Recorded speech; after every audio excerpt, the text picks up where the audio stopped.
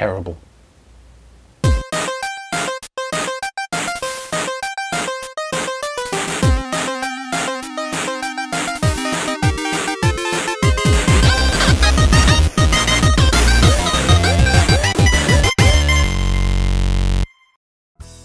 Everybody on the planet knows about Tetris, and I know this because everybody on the planet has asked me to do an episode about Tetris.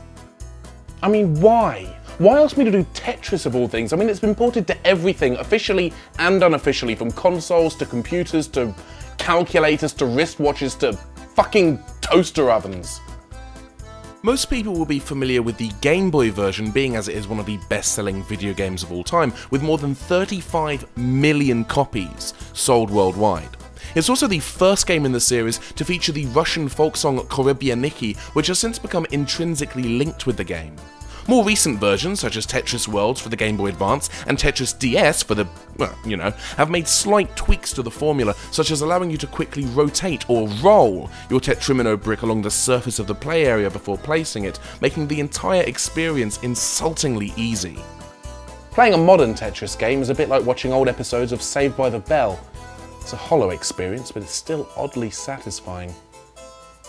There have also been a number of home versions of Tetris attempting to take the game out into meat space, from a Tetris Bop It to whatever the hell this thing is.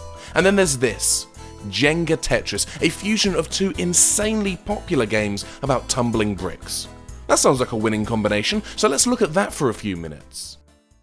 Now, me sitting on a couch isn't particularly interesting, especially if we're talking about a tabletop game.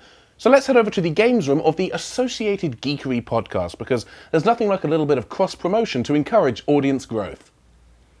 Also, they're decent people, I guess. Whatever.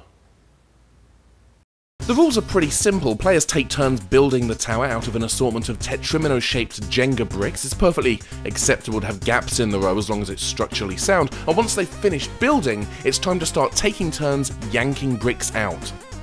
Fingering to determine looseness is acceptable, much to the excitement of your mum, and when a player's willful negligence results in the tower crumbling to pieces, they're eliminated from play, at which point the rest of the players start the process anew until there's one player standing atop the corpses of their slain rivals. There can be only one. Combining Jenga and Tetris sounds like a no-brainer, and it should be a blast, but this seemingly brilliant combination is, in actual fact, about as much fun as whacking your toe on the corner of a bookshelf 8 times in a single day. Nope. Put it back in! It's like the whole tower went. So how many rotations have we done? Oh, shit, I got nothing here.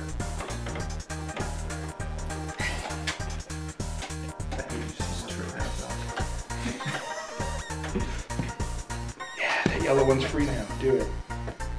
Get it, girl. Oh! Holy shit, you should see it from this angle. That's a twofer. Oh my god. That piece counts as mine. I slipped, I'm sorry. I'm so sorry. You asshole! You asshole! I fucking hate you! I'm a fucking asshole. I saw the entire thing. Get it, girl. The bricks aren't made of wood, but rather of a cheap, hollow plastic.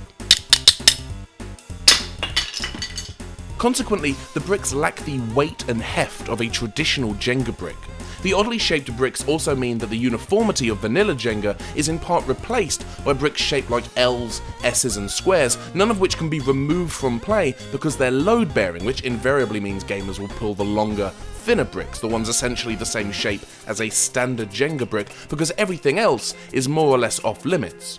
Of course, eventually some bugger will get it in their head that they can pull out one of the weird-shaped bricks without toppling the thing over, or they'll mistake an L-shaped brick for a regular one, leading to the tower toppling over, which is the biggest problem with the game. You'll spend far more time building your Jenga Tetris tower than you will actually playing the Jenga part of Jenga Tetris, which means it doesn't feel particularly like Jenga or Tetris, which, considering the game is called Jenga Tetris, seems like something of a misfire to me.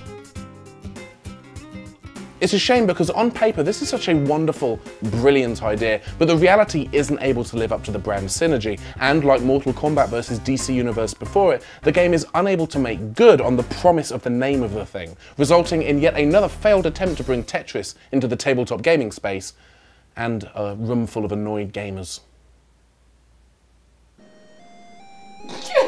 So what does he do? Really?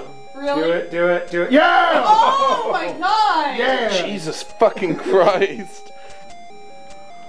We bring him back. See? Cats are great. 8 out of 10 cats. Awesome. This is just rapidly turning into some sort of skeleton. This is the longest game of Tetris Jenga I've actually seen, by the way. Yes! You guys really should go pro. This is, what was it, like that video where it says I hate playing Jenga with engineers, and it's just like the most awful of towers that's still standing. Like, it works. Look at these load-bearing pieces. They're crikey. That's a word.